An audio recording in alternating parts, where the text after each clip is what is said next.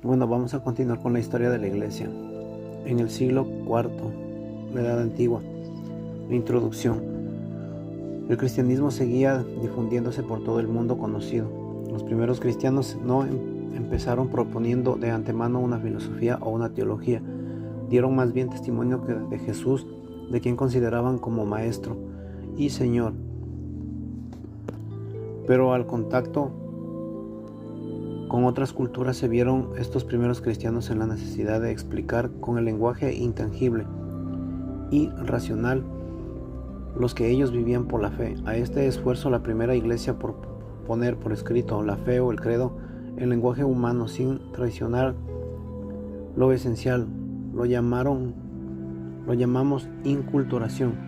No todo fue fácil, ciertamente, pero el Espíritu Santo era quien iluminaba las mentes de los obispos. En el siglo IV empezó con una gran persecución, la novena, decretada por el emperador Diocleciano en el año 303. Entre las regiones más surgieron España, Italia y África, pero los cristianos debían dar testimonio de su fe en Cristo y preferían morir antes que renegar de sus creencias. Los sucesos. El Evangelio llegó por fin al Palacio Imperial. El hecho más importante de este siglo fue la conversión al cristianismo del emperador Constantino. Siguiendo el ejemplo de su madre Santa Elena, el año del 312, el puente Milvio sobre el Tíber venció a Magencio, que quería arrebatarle el imperio. Magencio huye y se ahoga en el Tíber.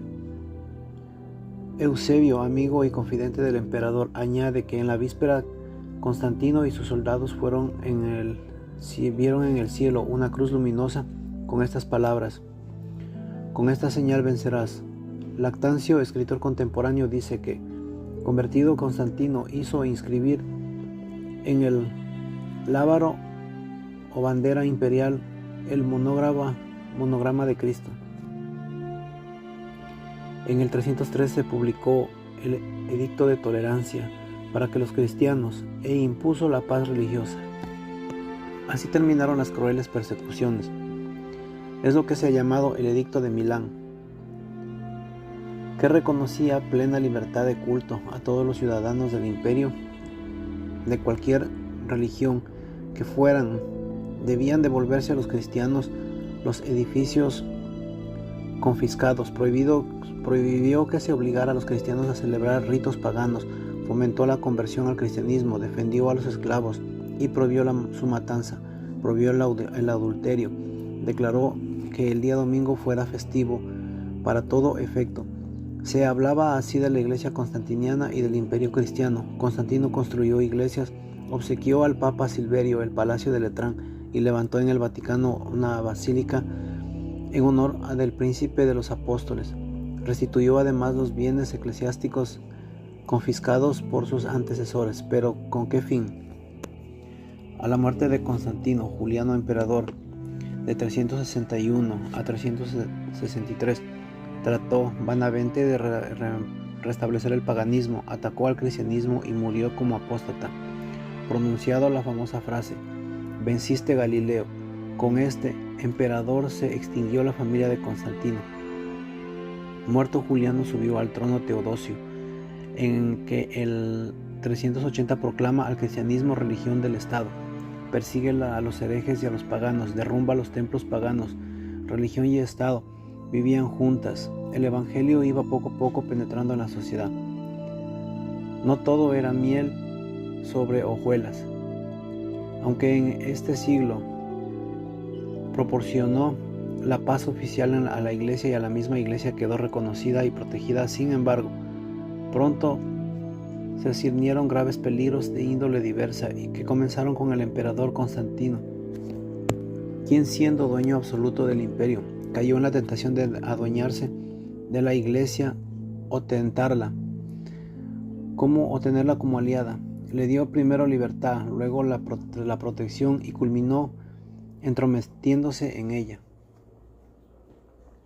Convocó, sin estar todavía bautizado, el concilio de Nicea en el año 325. Esos fueron otros peligros graves que sufrió la iglesia en este siglo. El gobierno romano pretendió manejar los asuntos eclesiásticos por su conveniencia política. A esto se les llamó cesaropapismo, y fue iniciado por Constantino y causó mucho daño a la Iglesia. Como veremos, los emperadores cristianos se pusieron el título de sumo pontífice y quisieron desempeñar el papel semejante al de la Iglesia. Se consideraban iguales los apóstoles, obispo de fuera. Los cristianos aceptan el carácter sagrado del emperador, a quien consideraban naturalmente como jefe del pueblo cristiano. Nuevo Moisés, nuevo David, incluso emperador convocaba a los concilios. B. La Iglesia comienza a recibir inmensos beneficios. De los emperadores cristianos se obtiene un opíparo patrimonio. Al mismo clero que le vienen regalados privilegios jurídicos y comenzaron la tentación de la ambición terrenal. Los mismos obispos y cristianos apelaron al emperador como árbitro de sus disputas e incluso teológicas. C. Muchos quisieron ser admitidos a la Iglesia más por conveniencia y oportunismo que por convicción. Esto acarrió lamentablemente el descenso en la práctica fervorosa del Evangelio. Se bautizaban pero no cambiaban sus costumbres. Se prohibía el infanticidio pero no la exposición de los niños.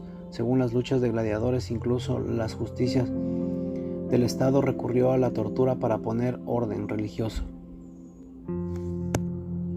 D. Al llevar Constantino a la capital del Imperio de Oriente, una pequeña ciudad de Bósforo, a la que llamó Constantinopla, esta quiso ser la segunda Roma y polarizó en torno a sí los cristianos de Oriente. Esta ciudad posteriormente fue elevada al rango patriarcado. Como es natural entre los hombres, las ambiciones y los intereses políticos fueron creando de vez en cuando problemas entre Constantinopla y Roma, problemas que fueron el germen de la futura división de la Iglesia. Esta división se fue efectuando en 1054 cuando el patriarca Constantinopla, Miguel Cerulario, y el delegado del Papa se excomulgaron mutuamente, y todavía estamos divididos. El patriarcado de Constantinopla encabeza las iglesias ortodoxas, pero no reconocen la autoridad ni el papado. Nuevas herejías. Como nos dice Cristo en la parábola, la cizaña del enemigo nunca duerme y quiere poner su cizaña en medio del campo del buen trigo, y lo hace mientras la iglesia duerme y descansa. En este siglo se dieron las siguientes herejías. Donato, natural de Cartago, provocó una dolorosa división entre los obispos africanos y trajo su abandono a 270 de ellos, a numerosos seguidores. Sostenía que el sacramento del bautizo impartido por el obispo, indigno de uno de los lapsis, que no era válido, y que por lo tanto había que rebautizarse y volver a la iglesia. Y también sostenía que el cristianismo que cometiera pecados graves debería ser expulsado definitivamente de la iglesia. Esta herejía concebía a la iglesia como una comunidad integrada tan solo por los justos. Por su lado, Macedonio de Constantinopla negó la divinidad del Espíritu Santo. Decía que era un ser situado entre Dios y la criatura.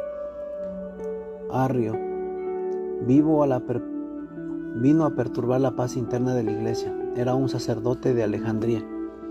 Negó la divinidad de Cristo diciendo que era una criatura la más perfecta, una criatura superior. Esta herejía fue muy peligrosa. No solo subordinada el Hijo al Padre en la naturaleza, sino que le negaba la naturaleza divina. Su postulado fundamental era una unidad absoluta de Dios, fuera de lo cual todo cuanto existe es criatura suya.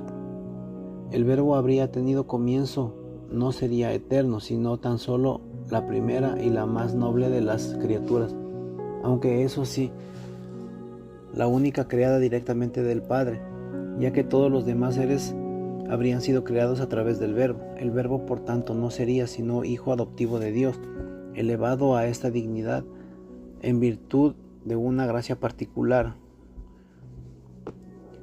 por lo que en sentido moral e impropio era lícito que la Iglesia le llamasen también Dios. Arrio expuso esta doctrina en su obra Thalia, el banquete. El arrianismo consiguió una rápida difusión porque simpatizaron con él los intelectuales procedentes del helenismo racionalista y familiarizados con una noción de Dios supremo. Contribuyó también a su exceso el concepto del verbo, que proponía, que encontraba con la idea platónica del demiurgo, en cuanto era un ser interno, medio entre Dios y el mundo creado y artífice a su vez de la creación. 2. La respuesta de la Iglesia. La Iglesia fiel a su maestro. Las herejías fueron muy duras, pero Dios sigue conduciendo su barca a buen puerto. Ante las herejías que iban brotando, la Iglesia, queriendo ser fiel a su maestro, se reunió en concilios para explicar mejor y defender la doctrina cristiana. Nunca mejor he dicho el refrán: no hay mal que por bien venga. Es decir, las herejías ayudaron mucho a la Iglesia para perfilar mejor el credo a la doctrina de Cristo. En relación con los concilios, la Iglesia tenía una certeza: sin el obispo de Roma, sucesor de Pedro, no era posible un concilio ecuménico. El Papa tenía que convocarlo o dar su consentimiento y luego ratificar los decretos. Así se mostraba que la autoridad primera era la del sucesor Pedro, y así quiso Jesucristo: tú eres Pedro. ¿Qué concilios celebraron en este siglo? El concilio de Nicea 325, el primer concilio ecuménico convocado por el emperador Constantiniano. Este concilio condenó la herejía arriana y proclamó a Cristo verdadero Dios consustancial al Padre, es decir, de la misma naturaleza divina, y así quedó.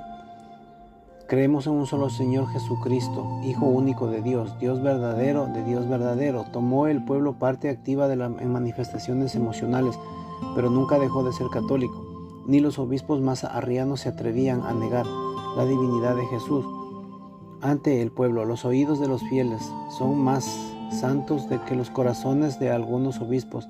San Hilario de Poitiers, contra Ausensius, en el capítulo 6, era necesaria la condena del arrianismo, pues afectaba la esencia misma de la obra de la redención de Jesucristo. Si Jesucristo, el Verbo de Dios, no era Dios verdadero, su muerte careció de eficacia salvadora y no pudo haber verdadera redención del pecado del hombre. La Iglesia de Alejandría se dio pronto cuenta de la trascendencia del problema y su obispo Alejandro trató de disuadir a Arrio de su error. Mas la actitud de Arrio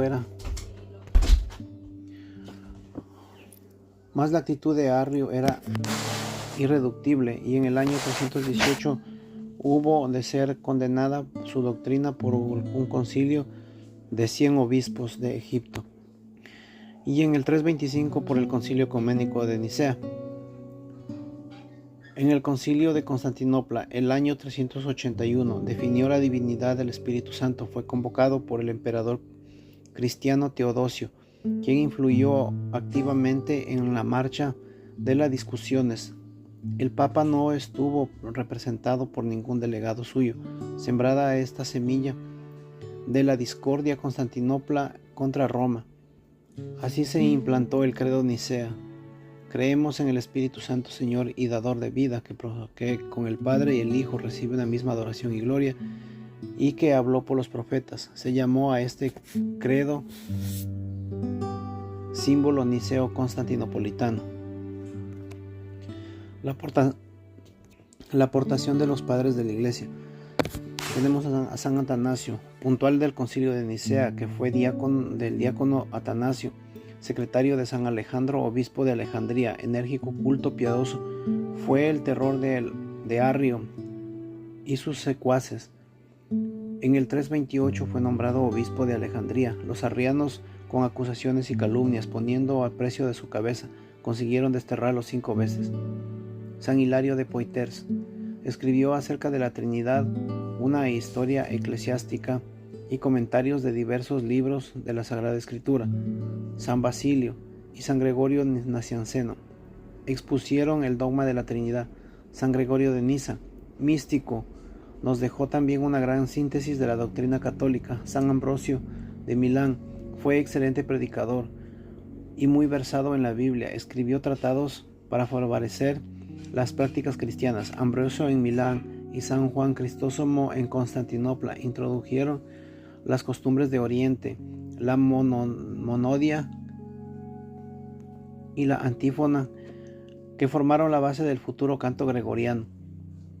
La comunidad oradora cantando.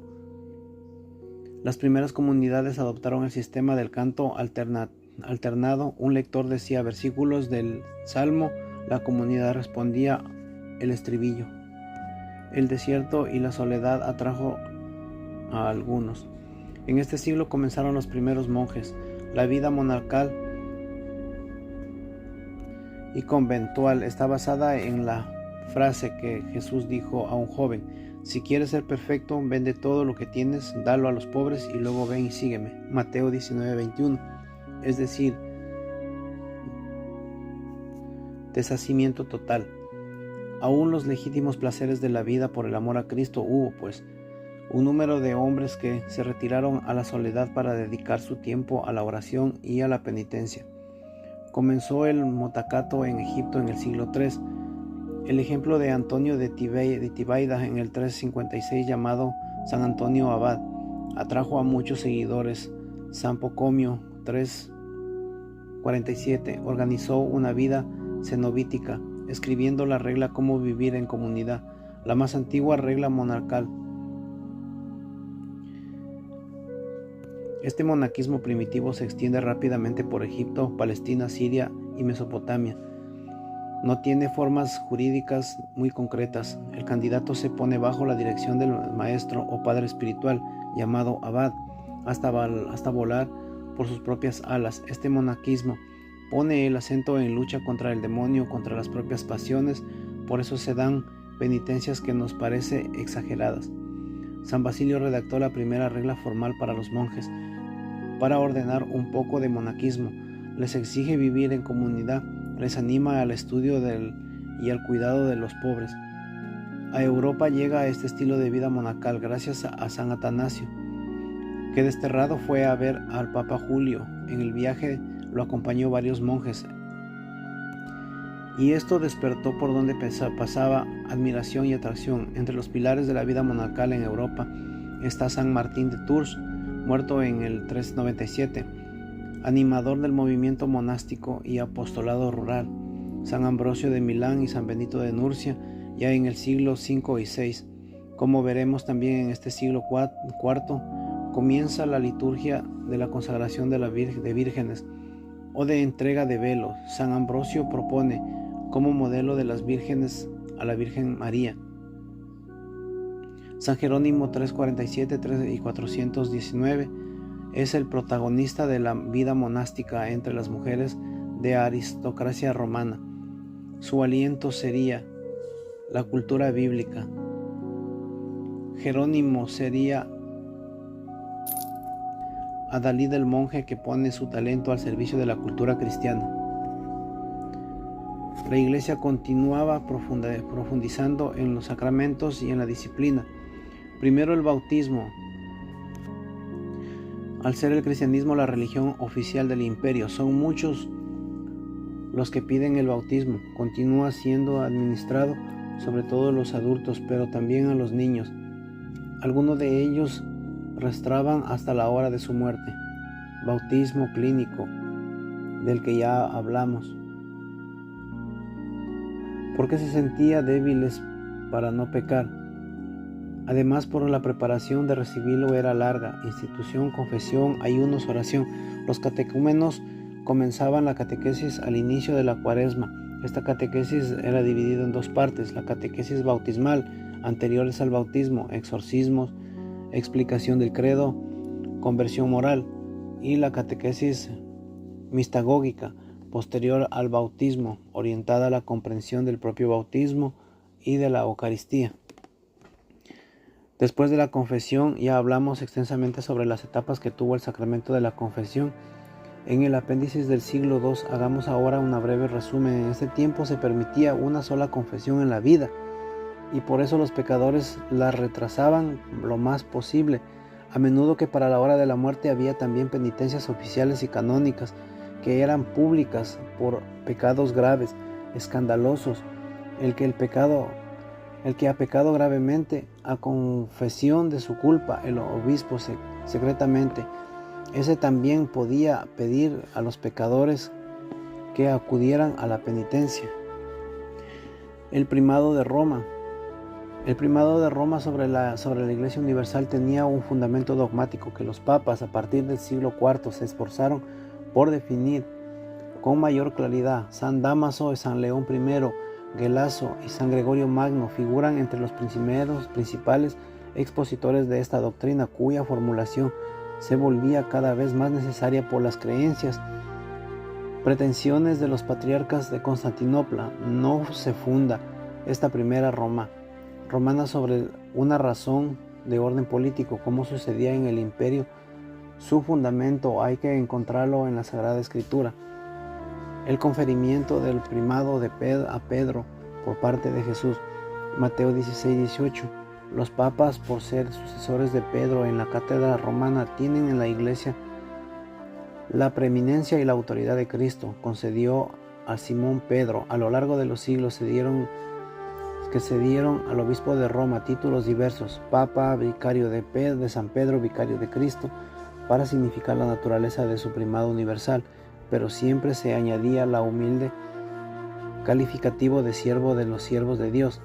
Los papas ejercían activamente su primacía sobre la Iglesia de Occidente y en Oriente. En cambio, aunque se consideraba a la sede romana como primera, su influjo era menor. Pero cuando surgían conflictos de fe o de disciplina, recurrían al juicio del obispo de Roma. Fueron numerosos los asuntos que los papas resolvieron por medio de las decretales. También el mismo papa enviaba a los legados para hacer llegar eficazmente la autoridad pontificia de las diversas iglesias. Sacerdotes casados. Es un hecho que durante los primeros siglos gran parte de los sacerdotes estaban casados, pero a medida que las comunidades crecían y su atención pastoral requería más tiempo y dedicación, a medida que fueron apareciendo escándalos en la Iglesia de Occidente, comenzó a exigir el celibato a sus sacerdotes. El primer concilio conocido que prescribe es Elvira, en España, en el año 306. Esta exigencia, aunque no siempre fue fácil de cumplir, se fue extendiendo por toda la Iglesia de Occidente. De este modo de vivir se veía un reflejo de cómo Cristo mismo vivió para cumplir su obra redentora. El celibato por los sacerdotes católicos de rito latino era una perla preciosa del que habló el Papa VI en una hermosa encíclica Sacerdotales Celibatus. Es un llamado de Dios a una consagración total a Él y a la Iglesia, y al mismo tiempo es una respuesta libre al candidato del sacerdocio. No es una imposición. Todavía en el siglo XX se levantan voces pidiendo su absolución, pero el Papa Juan Pablo II ha zanjado la discusión afirmando de este modo vivir, fundado por el ejemplo de Cristo, el mismo una antiquísima tradición. Es un don de Dios ha hecho a su Iglesia, y a esta debe custodiar con fidelidad. En conclusión, nuestra fe sigue robusteciéndose siglo a siglo. La fe es un don de Dios y vale la pena propia la vida física, pero no acabemos recitando el símbolo de fe del Concilio de Nicea. Creemos en un Dios todopoderoso, hacedor de todo lo visible e invisible, y un Señor Jesucristo, el Hijo de Dios, unigénito, engendrado del Padre, es decir, de la sustancia del Padre, de Dios, luz de luz, Dios verdadero de Dios verdadero, engendrado, que no ha hecho consubstancial, homonousios, al Padre, por quien todo fue hecho, lo que está en el cielo y lo que está en la tierra, quien para nosotros los hombres y por nuestra salvación bajó y se encarnó, se hizo hombre, padeció y resucitó, al tercer día subió a los cielos, vendrá a juzgar a los vivos y a los muertos, y en el Espíritu Santo.